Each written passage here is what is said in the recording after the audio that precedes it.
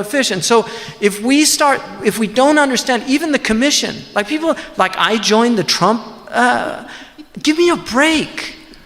Seriously, this commission is an independent body of academics. It is literally illegal by federal law for the State Department to put any pressure on this committee to come up with what they want. One of the things that we can learn from our Jewish brethren here is that the Jewish community, one, they don't attack each other publicly. They're very, even though تَحْسَبُهُمْ جَمِيعًا وَقُلُوبُهُمْ شَتَّى. The Quran says you think they're all united, but they're very divided as well. But they have an outward display.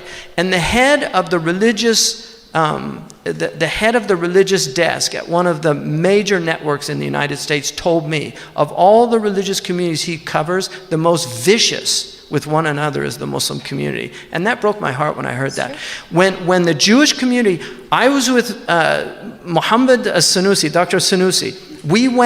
I've been going for the last 4 years to the Baptist, they have a conference on religious freedom, and they invited me.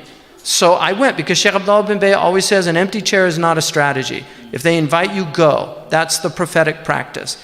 I went, and there was a man there. Every time I've gone to the right, there's always Jewish rabbis. Whenever I go to the left, there's always Jewish rabbis. They are represented in both sides of the aisle. There was a man there who'd written a book about Sharia. He spent about 10 minutes saying how evil the Sharia was. He didn't know I was Muslim in the room. Like, I'm in a suit and tie, just sitting there listening to him. I didn't say anything. When he finished, I said, can I talk? I said, first of all, I will agree with everything you said if you will agree that the Ku Klux Klan represents Christianity. Because everything you've described has nothing to do with my religion. Right. And I've spent 40 years studying this religion. And then they let me go on for about 20 minutes explaining the maqasid. I explained the 6 maqasid of Sharia, the higher aims of the Sharia. When I finished, when I went out, people came up to me and said, we've never heard that before. That was very illuminating. We've only heard that other version. We went from that meeting with Muhammad Sanusi to shoulder, which which is the left. There were the Jewish rabbis. They were at both groups, but we were the only Muslims at the right.